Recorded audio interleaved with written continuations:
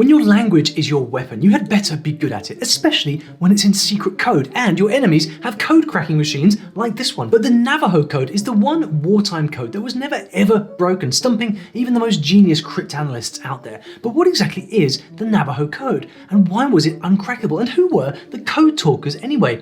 Get comfy, I've got a cracking story for you. During wartime, troops and allies have to communicate on the battlefield, but the problem is the enemy is always listening in, and if secrets fall into the wrong hands, well, I think you know. And sooner or later, every single war code was broken. Enter code talkers. A code talker was a person employed by the military to send encrypted messages on the battlefield using their indigenous language, and only the Navajo were successful. But as with all epic stories, it began quite innocently.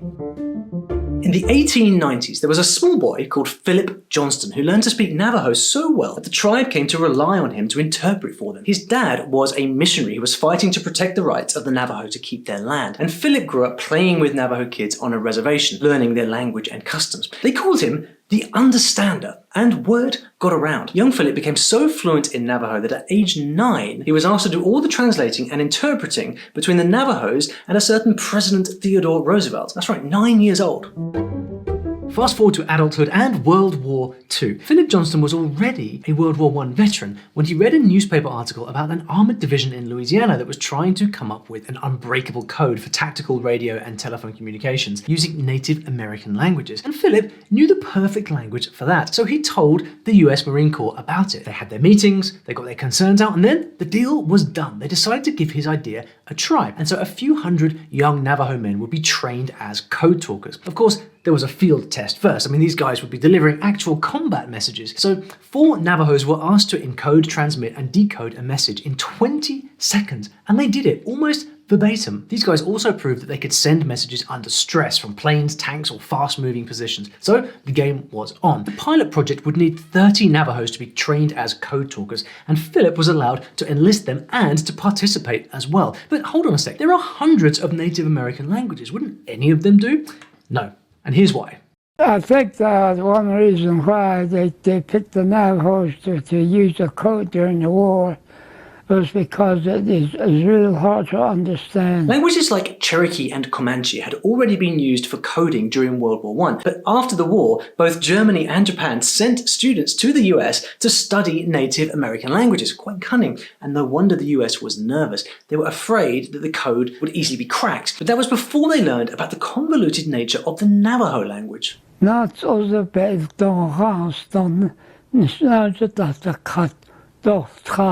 Thing is, the Apache Navajo languages belong to an entirely different language family from the Amerindian languages. Navajo was even unknown among other tribes. In fact, it's not even mutually intelligible with its closest relatives in the Nadini family. Never mind the fact that the Navajo were living a very isolated existence in their ancestral lands out in Arizona, New Mexico, and Utah, and foreigners never even knew about them. But all of this meant it was almost impossible for outsiders to not only discover, but to learn Navajo.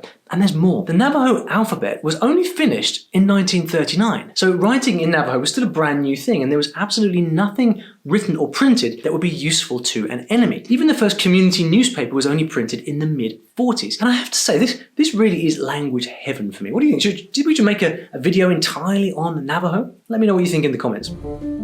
Now I know you're excited to see how the Navajo code works, but hold your Appaloosa, we should first see how the language itself works. It is quite difficult to classify Navajo linguistically because of how unique it is. It's full of extraordinary sounds that your English-speaking mouth has probably never made before. Guttural sounds, nasal sounds, breathy glottal stops. One crucial feature that made Navajo harder to decipher was that it's a tonal language. Depending on pronunciation, a Navajo word can have 4 distinct meanings, and this adds a whole new dimension to figuring out secret messages. You can get a visual idea from these accent marks. There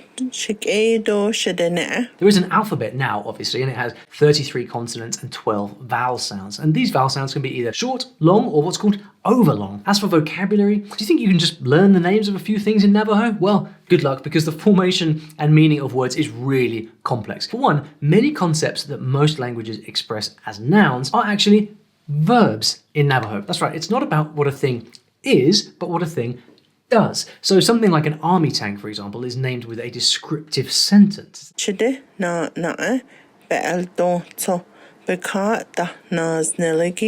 type of agglutination, but it relies so heavily on affixes that are joined in unpredictable overlapping ways that you end up with these super long sentence words. I actually looked up the word articulation in 3 Navajo dictionaries and got this.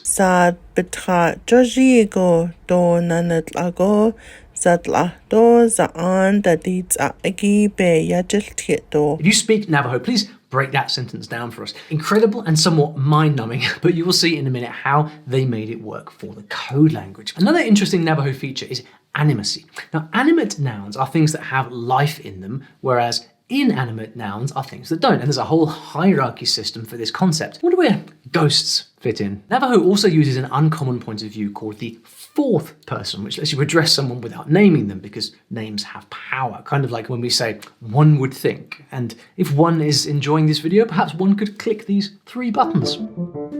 So how did the Marine Corps recruit Navajo speakers? Well, they started off by employing 30 bilingual Navajo men. These guys were recruited as US Marines. They went to boot camp, combat training, all of that stuff. One of the guys quit, so there were just 29 left. After basic training, they moved to Fleet Marine Force Training Center at Camp Elliott. And this is where they did intense special courses for message transmissions and radio operation. Philip Johnson himself described it as an extremely intensive 8-week messenger training course. And of course, they had a very important job to do. The first group of 29 Navajo, plus 3 others who joined them, would create the legendary Navajo Code. By the end of the war, the Marine Corps had employed 540 Navajos for service, most of whom became code talkers. And you're going to get to hear some of these veterans talking later on.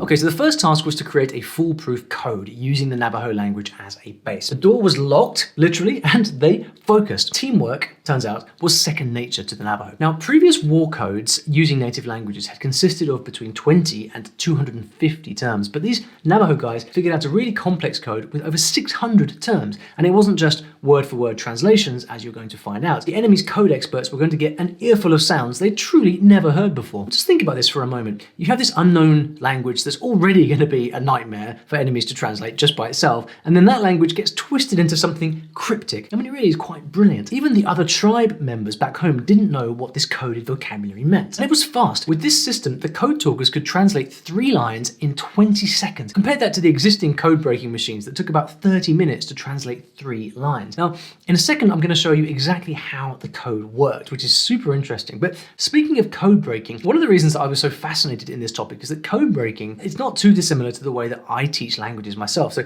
I teach languages through stories, and the method is a bit like code breaking in a way, where I give you a simple story in the language suitable for your level and show you how to break the code, as it were, or in other words, understand the code of the language. By teaching this way, you learn the language in a supernatural way, which is also very fun because you're reading stories and very different from all that memorizing of grammar rules that you probably remember from school. Anyway, if you'd like to learn more about how to learn a language with stories, or story learning, as I call it, then you should download my story learning kit, and you find the link in the description. The story learning kit is completely free. It's a collection of video masterclasses, audio guides, printable worksheets, and it will show you step by step how story learning works so that you can decide if it's a method that you would like to try to learn a new language. Again, it's completely free and you can find a link in the description. So, do you want to see how the Navajo code worked?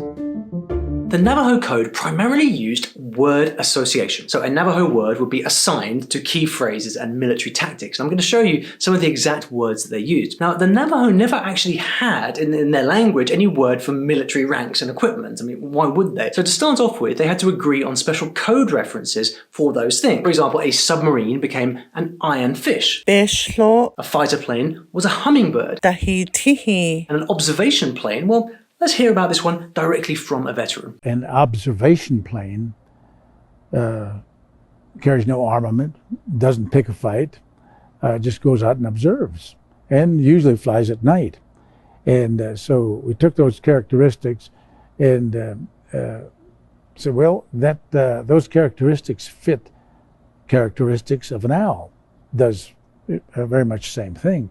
So the code word for observation plane became Nashja, which is owl. But that is just the start of it. I have here the Declassified Code Talkers Dictionary here. Shall we take a look inside? The initial code consisted of 211 vocabulary terms, which grew to 411 words over the course of the war. This was called Type 2 code. Type 1 code was an alphabet system. Have a look at this. Shush, ayat in be'andet Bestot leji. Every English letter got an English word beginning with that letter. So here, B is bear, and then the English word was translated into Navajo. And then that Navajo code word represented the English letter. Do you see what I mean? Shush. It seems simple enough, but there were actually 2 or 3 options for most letters, which made it even more secure as a code because it was harder to figure out the patterns. And code breakers, well, they love patterns. Think of those letters that we repeat often, like vowels, or letters that can be doubled up in English, like P or L or M. You could use 2 different Navajo words for double letters. So B might be bear, but it could also be badger Nahaj or barrel. Twishje. And there were 78 of these letter substitutions to memorize in the end. And just to throw in a dash of trickery, for some words you would need understanding of Navajo culture. So for example, one of the words for D normally translates as ghost, Edie. but it refers specifically to anything that was bad about the person who died. So the coders used it for devil instead. Organizations and officers got names. So battalion became the Navajo word for red soil. Tchitni. Lieutenant colonel was the word meaning silver oak leaf. Tch el betra. Beshlagay. Even countries got their own names, some of them not altogether politically correct. So I'm just going to show you a handful here. Eslagay. The bedani. India was the word meaning white clothes. Philippines was floating island, and you can use your imagination for the rest. But then they threw in some randoms that weren't descriptive, but phonetic, like Spain, which was the word meaning sheep pain, Spain. This is pretty fun, isn't it? It must have been quite a laugh to put this code together. Airplanes and ships had quite descriptive names, and months of the year were also pretty cool. February, squeaky voice. June, big planting. November, big wind. Then there was a really long list of useful words like these ones. These are all the type 2 code that I mentioned before, by the way. A few words like ambush and ammunition just took the actual Navajo translations, so there clearly wasn't just one rule with how the code works, which is pretty clever. And all of these words, remember, had to be carefully memorized. So I don't want to hear anyone complaining about learning vocabulary in your language ever again, okay? Now, would you like to see what kind of secret messages were sent? Of course you do. In Iwo Jima, a company of Marines were in serious trouble in their foxholes, being fired on with mortars from 3 different directions. So what desperate SOS message did they send? Anna Hachibi Datish Tahi De Na Sonse Taji Kochin Sita Sa Ta Asta Na Kip Shush. What does that mean? This is what he said in Navajo. Sheep, eyes, nose, deer, destroyer, tea, mouse, turkey, onion, sick horse, 3, 6, 2, bear. As each Navajo word came through the air, the code talker down at the beach command post, he writes it down in English. What did he write down? Send demolition team to Hill 362B. Just like that, the message sent to the beach command post took 20 seconds to decode, and the Marines were rescued very quickly. Had it been sent in English code, the message would have taken 30 minutes to decode, and they would not have survived. So what was it like being a code talker? Well, it was exciting and definitely very dangerous. Code talkers were an obvious target because they were relaying critical information and warning troops about the enemy. The men were taught how to use different types of radio equipment, make repairs in the field, run telephone lines from tree to tree. They worked in pairs. One on the front line, one behind the lines, communicating over radio or telephone. They were given a message in English, and then without writing it down, they translated it and sent it to another code talker. There were no code manuals. They had to memorize everything. I mean, this was war. There was no way that they could risk the enemy finding something in a pocket and then breaking the code. Each message read aloud by code talker was also immediately destroyed. What's more, they had to keep changing position in order to be safe. Can you just imagine what that must have been like? I like being a code talker very much, very, very much. It's something that nobody ever tried to break it. It's never been broken. Yeah, and another former Navajo code talker, Joe Morris Sr. said, "My weapon was my language. We saved a lot of lives." Well, it was also bilingualism saving them, if you think about it. I don't know about you, but I am feeling very grateful right now to know more than one language. The code talkers were part of every major Marine operation in the Pacific, which gave the Marines a critical advantage in the war. During the nearly month-long battle for Iwo Jima, for example, 6 Navajo code talker Marines worked around the clock for 2 days, sending more than 800 messages without error. If it weren't for them, the Marines would never have taken Iwo Jima. So it just goes to show how powerful language can really be. The Japanese did actually capture a Navajo soldier called Joe and force him to translate coded messages, but because Joe wasn't a code talker, the messages to him just sounded like nonsense, and so the Navajo code remained unbroken even after the war ended. Now, believe it or not, the world didn't even hear about the Navajo Code until 1969. You see, after the war, all of the Navajo codebooks were burned, and the secret of the code talkers was hidden for another 24 years, which is a very long time to keep a secret. It took America long enough, but eventually in 2001, the Navajo veterans received the Congressional Gold and Silver Medals, engraved with this message: with the Navajo language, they defeated the enemy. And if you want to know how modern military men and women learn languages, well, you should watch this video. It tells the story of the modern-day US military language training operation. Literally heaven on earth for anyone looking for an intensive language learning program, and I'm still trying to figure out a way for the likes of you and me to get in.